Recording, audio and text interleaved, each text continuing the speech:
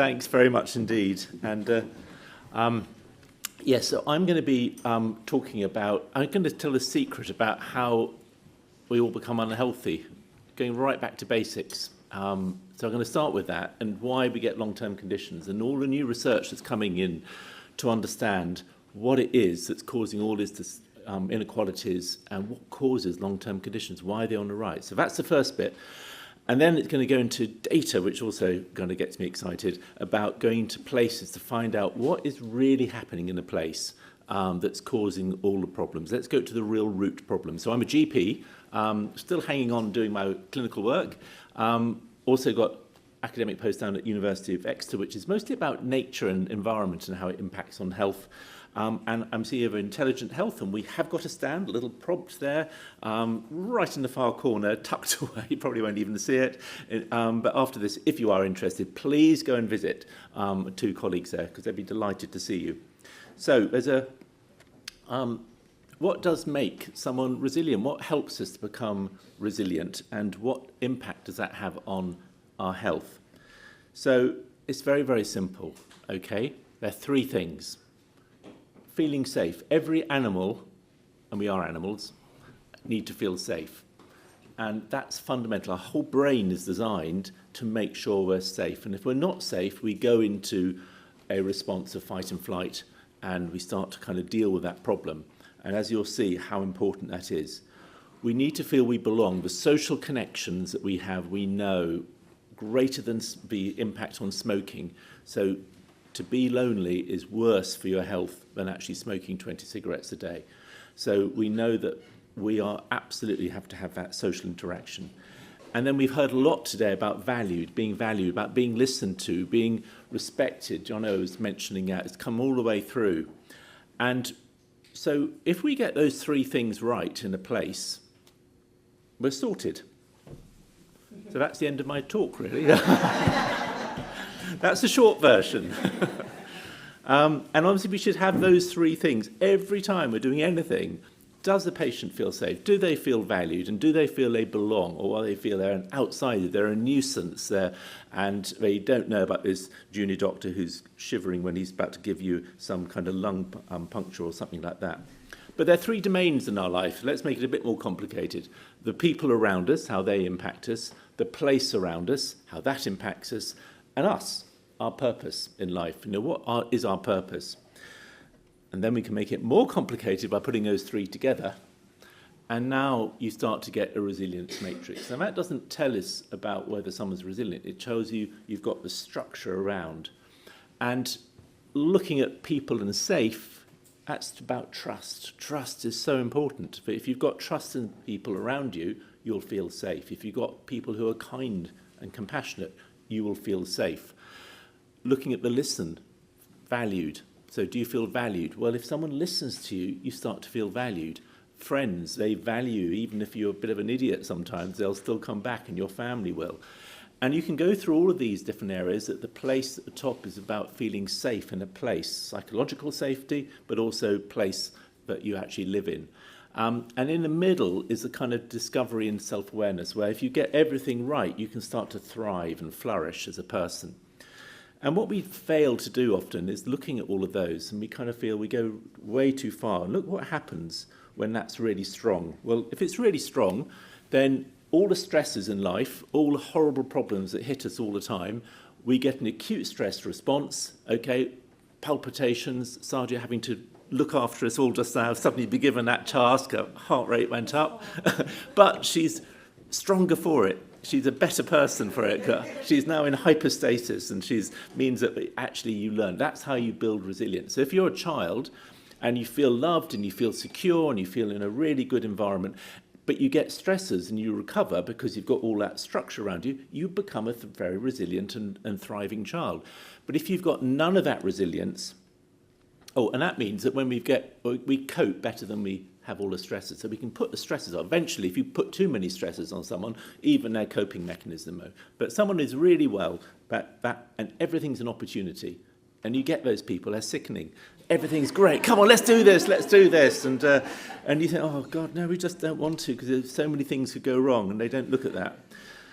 Let's look at what happens when you get too many stressors in your early life particularly, and you've got that weak resilience. Then, of course, the acute stress response no longer goes into recovery. You go into chronic stress or toxic stress, or the posh name for it is cachystasis, where you're delivering constantly adrenaline, noradrenaline, cortisol all the time, and that changes your body completely, okay? And now everything that comes through you can't cope with so much because your coping mechanism is much less than the stresses. So everything's a threat now. Everything is a complete problem in the place where you are, with the people you are. You don't trust people. And to be honest, that is the single most important thing that's happened. And we've seen it happen a lot with COVID and Ukraine and all the other world problems going on. And people now feeling, with technology taking over, people are not feeling safe anymore. And that shift from acute stress to chronic stress is probably the most fundamental problem. We'll see it in a minute. If that happens in early childhood, I asked the question this morning, adverse childhood experiences, they result in £42 billion worth of problems in the healthcare system. They are unbelievably huge. And all those stress hormones that come out all change our body completely. So let's have a look at what happens. So you're in this stress bit of chronic stress.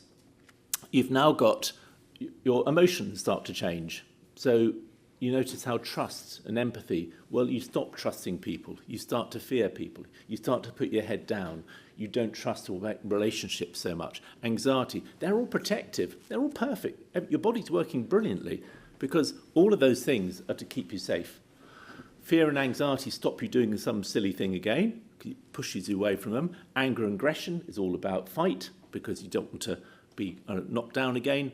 Sadness, tiredness, they're depressive symptoms to withdraw you, so you can recuperate, particularly if you're ill in the past. You're pushed to the outside of the tribe. So everything is working perfectly, except that constantly goes on, causes problems in you and the people around you. And then look what happens on the unhealthy behaviours. Why is smoking so much more in deprived areas and inactivity?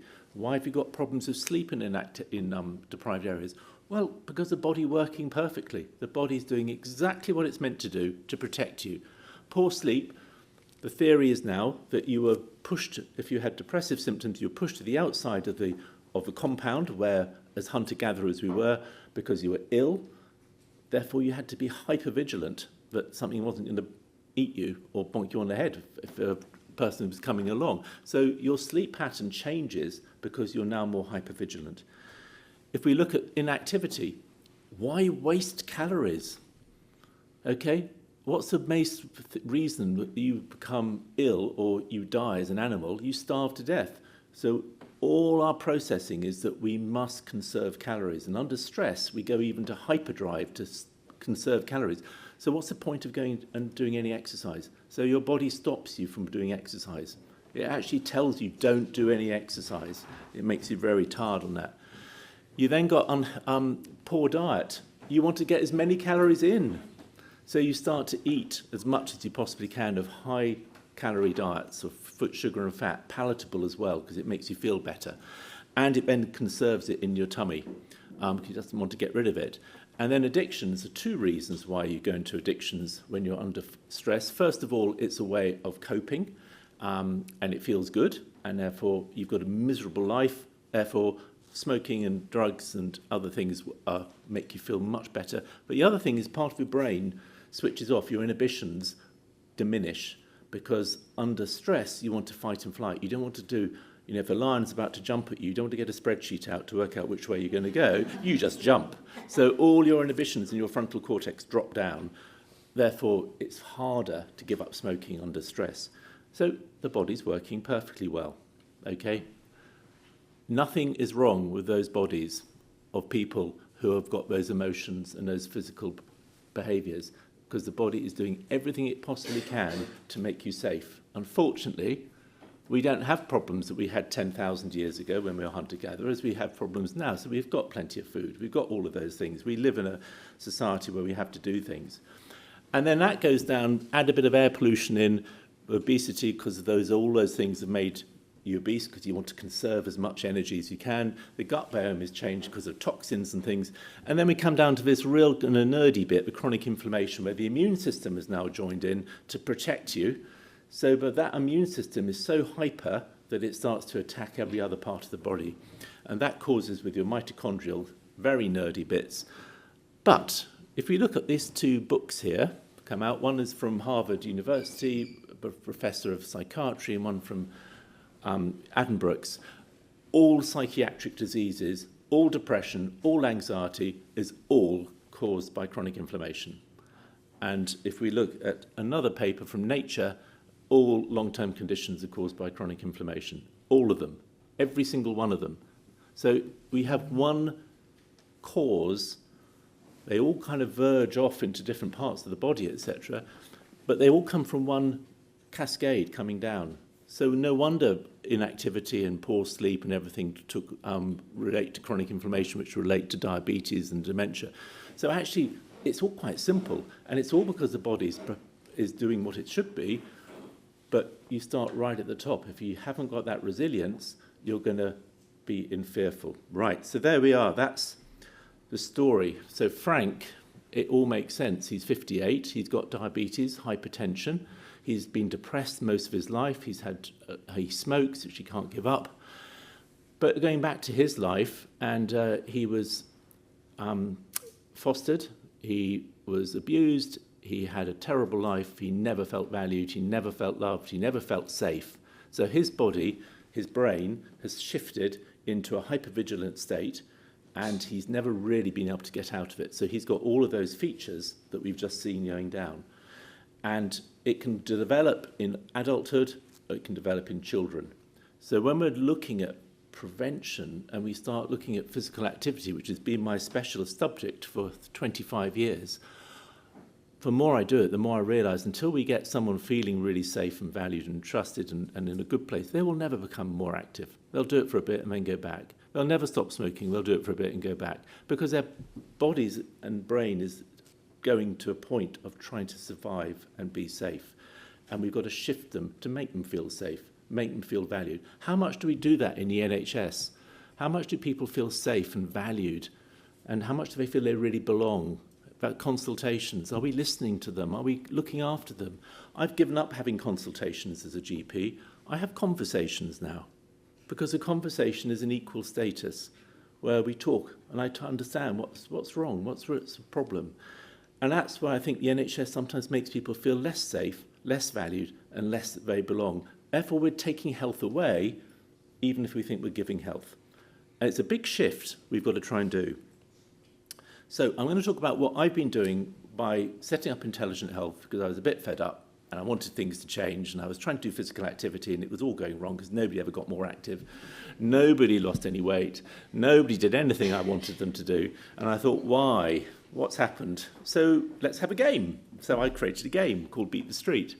And we've actually got 1.93 million people now who've done this game, and around the country. And basically, we go into a place and we put up little funny RFID readers all around on lampposts, and we give every single child a card, a smart card. It's also on an app. We don't like using the app because that means you look at your phone. If you look at your phone, you're not talking to someone. So we try and do it through physical ways. And then we get up to 20% of the entire population, okay? About 40% of all children playing this game. So simple. But doing that, they give us a lot of their data to start with about who they are, what they think about the place they live in, about their fears and their concerns. And then we can follow them through, and they joined community groups. We work with public health, we work with the NHS, we work with thousands of community groups. We link people back to the place they live. We link people to community groups they didn't know existed. And we catalyse what's already there. And then we go away. That's the most important thing. We don't want a game left behind, because the game is purely the catalyst to people to realise they've got a beautiful place, they've got lovely people around them, there are lots of connections they can make, and actually they can make life a lot better. So that's our kind of organisations that work with us. Natural England, Eden Project, Sport England, Pastoral. We're trying to get people back to the nature. Nature's the other part which can really make people feel safe and start to feel more valued and you belong. And these are a spot where you live. You must have had a Beat Street somewhere there, because we've done lots and lots of them. And when we started, it was purely physical activity for children, and now it's the whole community, and it's much more health generation. So we generate health, but we still use the game as the main factor. And that's one of the little beat boxes which we put up there. So we've actually done 27% of all primary schools in the country have, and yet still nobody knows who we are. So I don't care. We haven't got a very big marketing budget, but I don't care, because all I'm really keen about is I hear and see what happens. And you see councils suddenly say, we have never seen so many people out there all connecting to each other, and we can talk to them now because the councils can talk to all those people, and the trust in the game is so high that anyone will answer any emails or messages. Councils said they hate us, but it's really nice to be able to then talk using that, and so does the ICB and the NHS. So there's a game. And then there's a dashboard, and it does a bit of electronic stuff, so you can actually see live what's going on, and you can see here's Hammersmith and Fulham. You can see exactly where people are playing, what's going on, and we can start to then shift where people are not playing, where they're not connecting to each other in the most deprived areas. We can start to help them move and connect. It's all about feeling safe, feeling valued, and feeling you belong to a community or place. So just so you know, it's not just for middle class. We actually well overrepresent the most deprived communities. So core 20, we get 27%.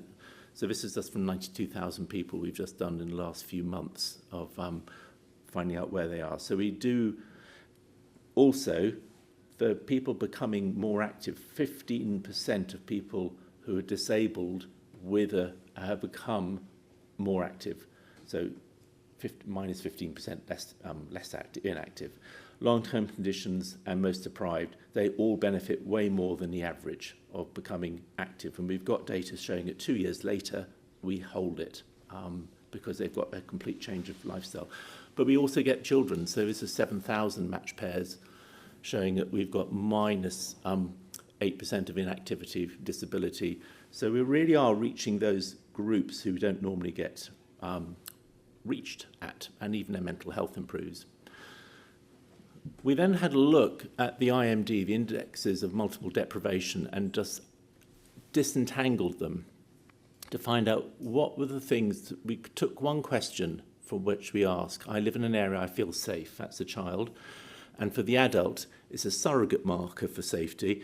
I think this is a good place to bring up children, because if you ask an adult whether they feel safe, there's a very big age, because someone in their 30s say, yeah, of course I feel safe, yeah, I've got to sort them all out. But if you're an older person, then you might not feel safe. So if you put it onto the children, and you can see that actually the living environment isn't a huge part, and you'd have thought that would be the biggest part. It's all about the things about employment and income and education, those feelings of really feeling safe, because you've got that security. So you can see that the adults clearly respond, this R score is much higher. There's a really strong correlation with IMD and whether people feel it's a good place to live. Not surprising, children slightly less. We then looked at data from GP data in LSOAs and index of multiple deprivation. Sorry, I should have said that. And LSOA is the local super output area. It's a little tiny area of about 1,700 people. It's the smallest area we lose in statistics. And so these are the ones we used up here in Trafford and Harwich. And then what's strange here is that if you look at those diseases at the bottom, adults, obviously, but we look at the same question again, I feel safe in this area overall, I feel, you see that children correlate much stronger to those adult diseases than the adults. Now, this is early data, it's not published yet, so we're going to be looking at it. But one of the things we have noticed that children are like, and it's a horrible analogy, but like the canary in the mine, children are much more sensitive to a bad place than adults who can get away from it. Children can't get away from it, they're in it. And their perception of safety of a place is really strong. But if we understand that actually those children are better, and it's much better correlation than IMD, the index of multiple deprivation, which is what we usually use. So they're telling us something about that place which we haven't understood, we can't see, because children are better at understanding. And then we can look at lots and lots of figures here, but if you look here, that's the children's correlation. But if you can, these markers are all better predictors of disease than index of multiple deprivation. So it's early data, quite big numbers, but we're still working up. So it does look as though when we're trying to look at a place and find out what's going on in that place, both adults and children about safety, and that's one of 25 questions we give them, are better at predicting it. So why could this be? Well, children, as I say, they're highly sensitive to a place, and place can make a big difference. So we looked at chronic inflammation. These people measured children's chronic inflammation, and they looked at the neighbourhood they lived in, and there's a strong correlation to children's chronic inflammation. In other words, the damage of diseases that will come later on is starting in 8-year-olds and 9-year-olds already because of the environment they're picking up. So children are picking up this environment, and it's already changing their bodies. It's already changing our immune system. You're starting to see it. So there we are. You can see, we're measuring here the chronic inflammation, but it probably starts right at the top with not feeling safe. Children who live in rural areas have a larger part of their brain called a hippocampus. So already the brain is changing shape depending on where you live. And we know that can happen really quickly. Telomeres, which are part of the chromosome that tell you how long you're going to live and also tell us what diseases you're likely to get, they're longer in children that have got access to parks and green space. So their bodies are changing all the time.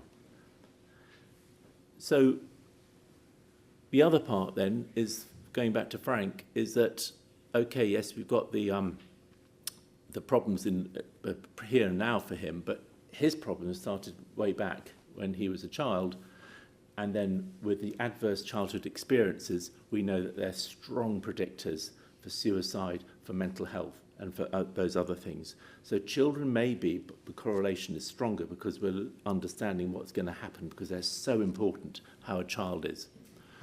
And just looking at that, the adverse childhood experiences, 20 million adults have had one, about 4 million, have experienced 4.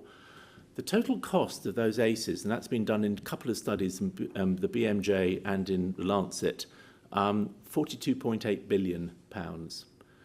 And if we look at that, so the cost is the orange line, you can see that cancer, £7.8 billion worth of problems are caused by children's ACEs, adverse childhood experience, which leads to adult cancer later on. And you can see the cost going all the way down there. So the blue bars are the percentage of the problems we have in our country caused by those ACEs. So over 50% of all drug abuse is thought to be caused by childhood experiences.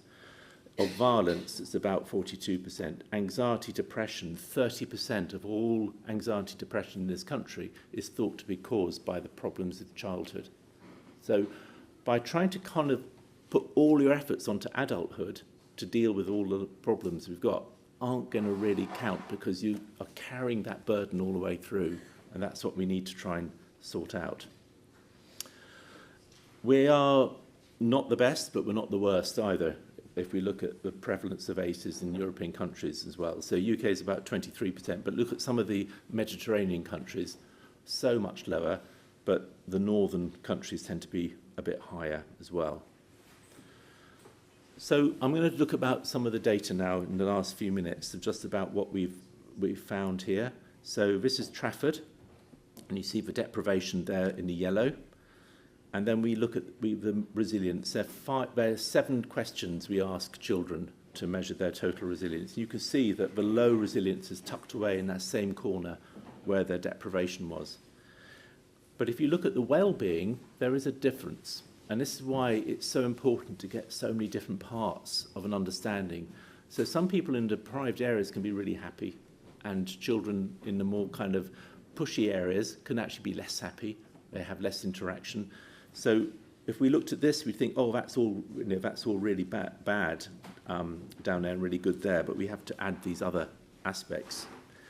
Feeling safe when cycling, deprived communities find that they feel less safe when they're walking or cycling, and then we can map it. And then we can look down these local super output areas, really down to almost street level, to find out where the big problems are of where they're feeling safe and whether they own a bike. You can see hardly any child owns a bike in those areas where there's deprivation. And then focusing on these areas, you see a great big black spot in the middle there, which is in Tendring, in Harwich, one of the really deprived areas. And then you can go into that area and you can say, well, that's 81% of children inactive in that LSOA. Okay, 81%. So only 19% were active. And then you can find out with the roads that they live in. So what are we going to do to try and target those really big areas? So this is what we're using. So we use a game, but the game gets trust in the population. They want to play it. They want to get their points. They want to win. They give us lots of data. It means we can go right down to looking at street levels. And if we look at being inactive, what do we normally do? Well, you normally try and say, well, let's get cycleways in. Let's get all of this environment. Let's make the parks better, which I do agree. Let's make it all feel better for walking and cycling, and then people will walk. But actually, the big correlation of why people are inactive was about their resilience, because they didn't feel safe. So it doesn't matter what you do in the environment. If they don't feel safe, they're not going to go out. And you can see that some of these, owning a bike had no impact at all on inactivity. And you can see here that the motivation to bike, they're dissatisfied for walking, seems to actually be the reverse to what you'd expect. That's probably because they are walkers, and therefore they know what the place is like, and it's not very good. But people who are saying, oh, I'm satisfied with walking, they don't walk. So they're probably saying, because they don't really know what is out there, so I'll just tick that, I'll just tick the satisfied. So you can start to see how important it is to understand about this resilience, because whatever we do on the outside won't make much difference. And again, this is Hammersmith and Fulham about people walking, and you can start to identify about cycling and things like that. What's interesting is that when you look at people who went from being inactive to active, which is the orange lines, you can see some real peaks. Trust increased significantly in people who went from inactive to active. And we found that in every single place we've done. Feeling optimistic about the future, that increases as well. Wanting to remain a resident in your area, that increases. So when people start to become active, they start to feel better in many, many other ways. They start to trust, they want to explore the environment, they want to be there. So physical activity is part of a much bigger change in that person. Here's trust. So these people, so you can see very low trust at the top, very low trust in people at the bottom, big area of trust in the middle. So you've got low down there. Now let's put inactivity of children across there, and you can start to see that there's a big, strong correlation. But trust is something we never use in the NHS or public health to understand how we're going to change people's behaviour. This is the resilience. This is adult inactivity ringed in, and I can just add the children's inactivity. So you can see how resilience and trust and things are the real key things which are helping to understand what's going on there. And whether people feel they belong, we can start to go to that, and again, children. And then you can go down to areas where there's a real problem area of lots of problems all added up together, and we can go down to the roads and understand what we're going to do. This is just interesting in that this is Merton, and you can see here, do you feel safe? And you can see, we've got a little funny laser thing. Yes, we have. It does work. It does work. So you can see here, this is oh gosh, which park is it? Someone lives in Merton, tell me.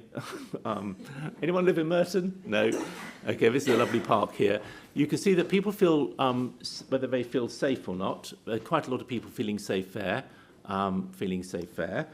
Now let's have a look at the demographics of going into that park. And around that park, 67% have got ethnic minorities, but only 53% of people going into that park have got ethnic minorities. So we say, well, hang on, what's going on?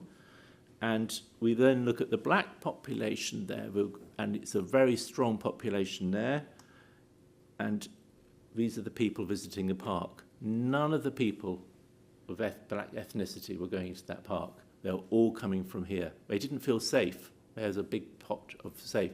So you can start to understand how you can want to get people in that park. We've got to start working with it. They're right next door to it, and it's not been there. So all sorts of these things that we can start to pick together, and going into Prospect Park, etc., we're finding that people of low resilience don't want to go there because they feel frightened, and so you can keep going with all this targeting. We can go out there and when we start, and just as we were hearing earlier on about going and talking, this is not Lego, this is paper, so we're using paper here of finding schools. What would make your place safer? What would make you feel happier? What would make you feel healthier? And then you can get lots of conversations of people, and then you get what's called a ripple map to help you understand what those conversations after the game have led to in that society. And in Burnley, where they've done a lot of it, they've made it an outdoor town. They've changed the entire culture of the place. They've got 12,000 people playing Beat the Street. It's completely changed. They're doing it every other year now. So summary. Long-term conditions, they stem from this poor resilience, chronic stress, chronic inflammation, adverse childhood experiences. We've got to start understanding what children are feeling and what's going on there, because it's strongly related to disease. And then this population of down to that street level, what do they feel about the place? How do they feel themselves? Because it doesn't matter what we do on the outside. If they don't trust or don't feel any safety, they won't go out. And Beat Street was a way of getting all of that data. Thank you very much.